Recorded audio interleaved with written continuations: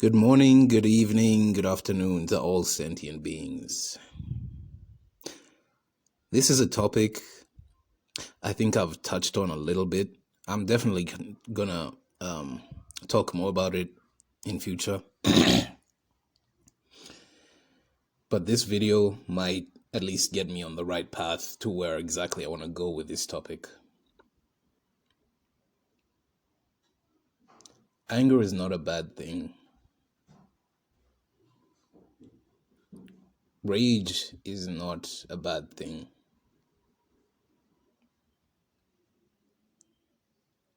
Because of societal norms, certain emotions are pathologized.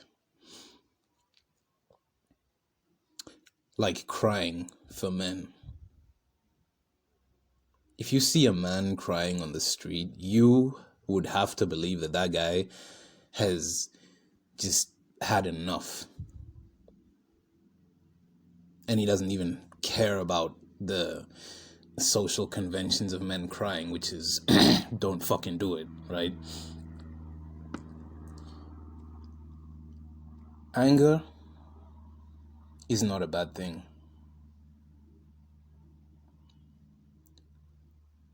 If you're somebody who is not prone to anger and conflict, confrontation, aggression, it feels like it's a bad thing, even when you know it's the right thing.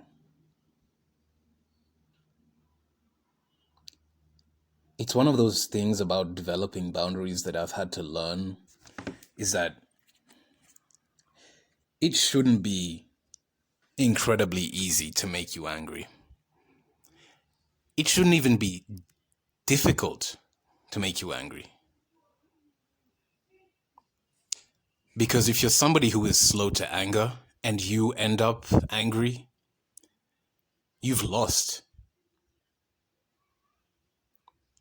Because if you're slow to anger, that should also imply that you're slow to encountering situations that will end up making you angry.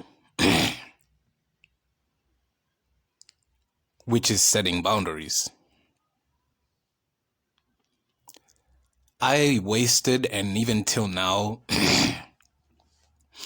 waste a lot of time in my mind replaying events and interacting with pieces of shit who I can't even blame for being pieces of shit, but I can blame myself. And this isn't to say that everything bad that happens is your fault, because again, I understand how that is so easily a point of childhood trauma for a lot of people. No. It's your fault if you don't know that this life is a fucking war zone. No matter where you're born. No matter how safe it is where you are and you never really have to think about all these kinds of things, what's happening around you to maintain that comfortable life is bloody war. All kinds of war. In your interactions with other people, social conventions are a silent means of warfare. What prevails socially will prevail to the top. Or if it's idealized at the top, it will trickle to the bottom. But then once it's there, it won't, depending on what the value is, the societal value it is, it may or may not be accepted. Look at how the stereotype of what a real man is has changed over the past 300 years, which is essentially considered the modern period. Okay, the last 250 years has been considered the modern period in history. Look at how it's changed so much. Because if you went to the 18th century, into the 1700s, right? And you asked somebody what a real man is, they would point at some pompous, well-read, right? Polymath, polyglot, refined, refined tastes, refined behavior, very dainty, right? You've seen the puffy shirts they used to wear, like all the classical composers. You've seen those puffy things they used to wear, right? The idea of a man was to be refined and to distance himself from the savagery and barbarism of past generations or modern day cultures that they so happen to be exploiting. But that's another story.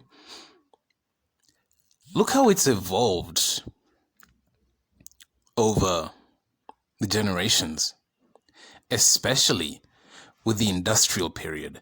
And what brought the industrial period, when the industrial period revolution came, it also came a new generation of class warfare.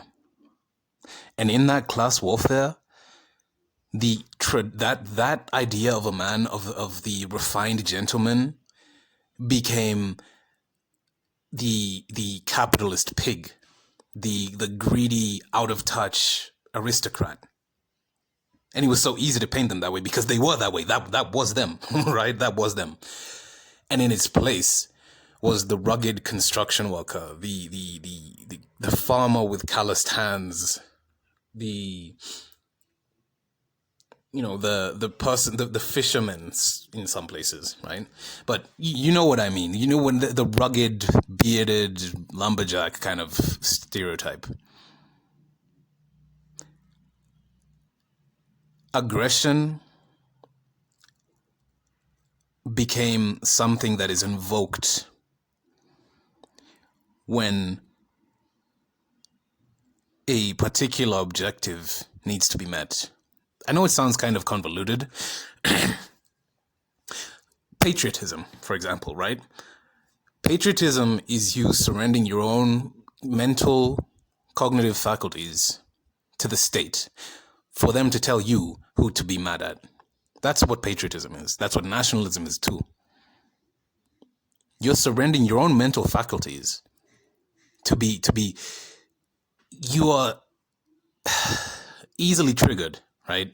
And with the right set of words, with the right stereotypes pushed in front of you, you're quite easily triggered, right?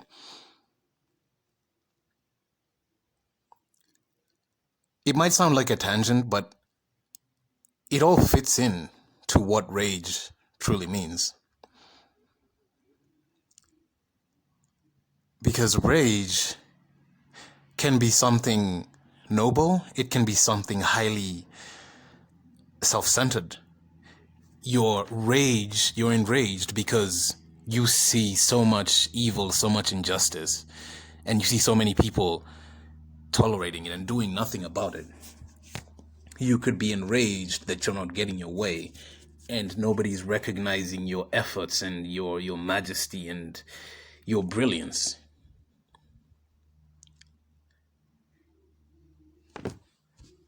Our ideas at the very least are tools. Our emotions aren't necessarily tools because we shape them and they shape us in a way that is deeply consequential.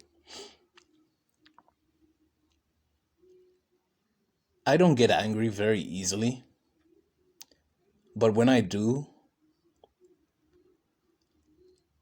I'm essentially cut off from...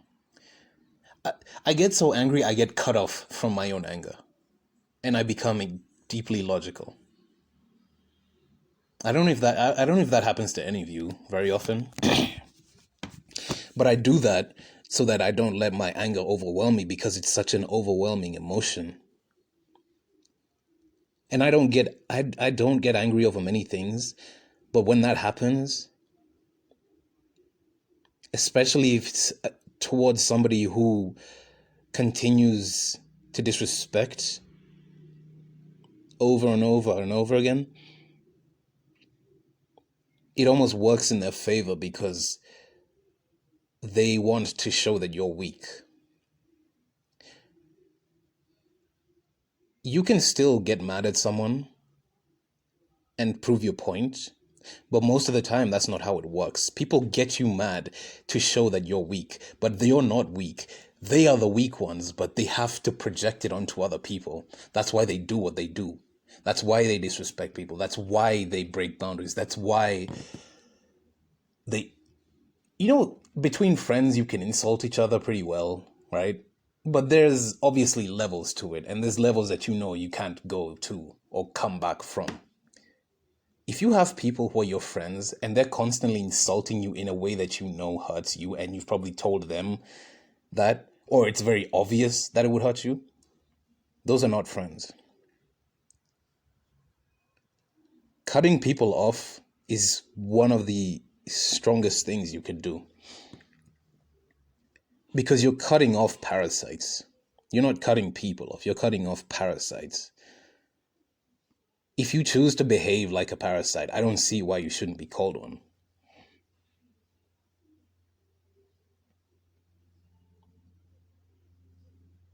Your anger, and this is something I've come to accept, to realize that even the most self-destructive parts of you are there to protect you. They do what they do to protect you. They're not bad in that sense. They're not evil in that sense.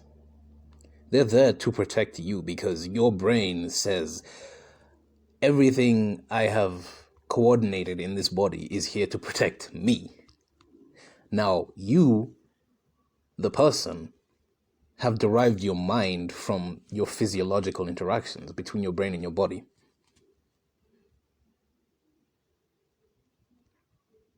And apart from sadness, rage is one of the strongest emotions. It's probably, you could say love, which is just a combination of different neurotransmitters working together. Happiness, not really. Could you count horniness? I don't know. But if we're talking pure emotion, rage is something that you have to accept. It is there. You have to accept that it's there. You have to recognize that it's there. You have to pay attention to it. Because if you don't, and you just bottle it up, your rage will take control of you. It will. I don't know if any of you played Tekken, and the Yoshimitsu, the alien guy with the sword. His sword,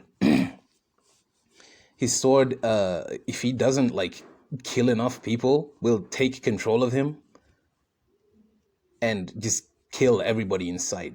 Luckily, Yoshimitsu kills evil people generally, right? Same principle. That's what your rage is.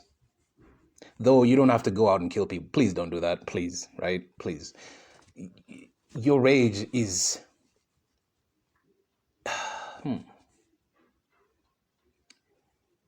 Your rage, by the time you get to use your rage, several lines have been crossed by the time you get there. Several lines have been crossed before you get to use your ability to rage. And if you really think about it, it's so hard to okay, you might have... The thing about boundaries, you can have as many as you want, but the basics always comes back to the basics, right? Just have a certain way of interacting with people, right? Have a strong moral code, right? A strong sense of morality is very vague and can be interpreted however everyone else sees fit. But having a strong moral code, a strong personal code, and living by it,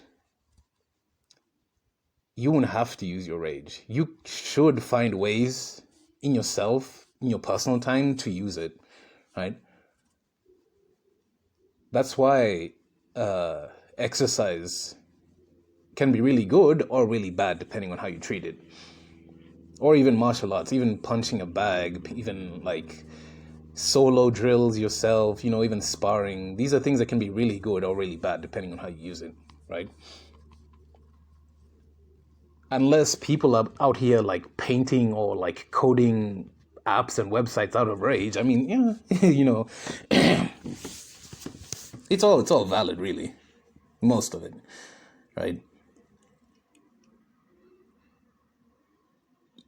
I've I've really accepted that the rage is the most animalistic part of us that's trying to express itself in a human way. Everything we do in social norms is just to suppress rage, and yet it just lays dormant inside of all of us. Or what most people do is find people to push that rage onto the self-frustration, right? They push it onto other people, onto their children, onto their co-workers, their spouses, right? All because they couldn't control it themselves. And it's all well and good to say, somebody has trauma, somebody's experienced this or that. Fucking take a number, right? Get in the fucking line, Everyone has a fucking sob story, and I'm so over it, If it's a sob story for you to continue on your pathological behaviors of self-destructive behaviors, mind you, that also hurt people around you, fuck you. I don't give a fuck about your sob story, right? Everyone has them. But you're the only one. You're going to be the only one fucking crying about it. You're the only one that's going to wipe your own tears off and dust yourself off and get up. Because when you expect other people to do it for you, that's what codependence is. And that's what it enables. Right? Maybe you're already predisposed to being codependent. You've been dealt shitty hands. You've been dealt several shitty hands. We all have to some degree. And you have to figure out a way to navigate this system. Blaming other people, pushing accountability away, finding excuses is the worst way to do that. Because it's very easy to say, I was never in control. I'm not in control. As long as if this sounds like you're a slave. You're a slave. And I hope you can say it out loud. You are a slave. Right? If all you do is push responsibility and accountability everywhere, no matter what the fuck happened to you, you are a fucking slave.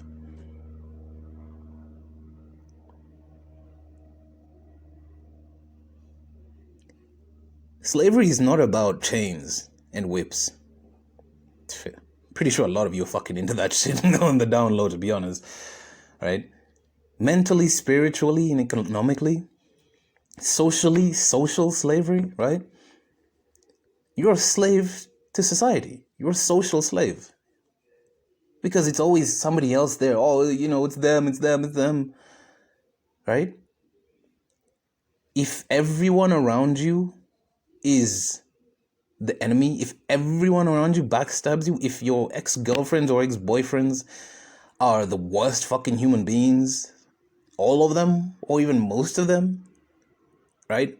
If everyone in your family is just a horrible piece of shit, guess what the common factor is amongst all those groups of people you just mentioned? It's you.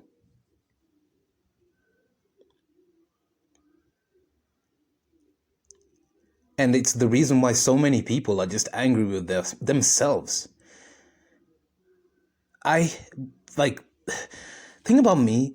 I don't have to know a lot about a person to see how mentally fucked they are, especially in how they interact with other people and the ways in which they communicate with other people. If the only thing somebody has ever known is to argue with someone, and that's the only time when they're happy, that person is completely poisonous. And more so, if they show that they are cognizant of what they're doing, that person is completely poisonous. Completely poisonous. You can't help that. You can't help that kind of person. You can't even control your own anger, but you think you're going to go control somebody else's anger. Why?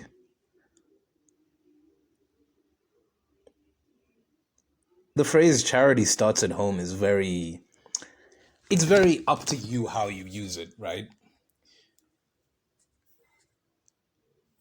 I think that is one of the things that qualifies as, you can't be out here handing advice to people that you can't even follow yourself. And ultimately, keeping to yourself is one very vital survival strategy in this life. Solitude, not loneliness, but solitude is key. You can cultivate good relationships, not many, right? You don't need many. You can cultivate a few good relationships. But it's more about what are you providing to them that they should provide to you. Not, I need this in my life. You're bringing needy energy to somebody else. What the fuck are they going to do with that? You know? Yeah, I'm definitely going to talk more about this topic because I've just been trying to organize my thoughts. Like, I don't like writing things down. I think it's too easy for me because I'm a very, I don't like to talk a lot vocally. I'm very good at writing, but I don't like to talk a lot. So I'm going to keep just saying things off the cuff to develop that ability. Though if need be for me to write a script, I can do that too. But thanks so much for listening. I really appreciate it.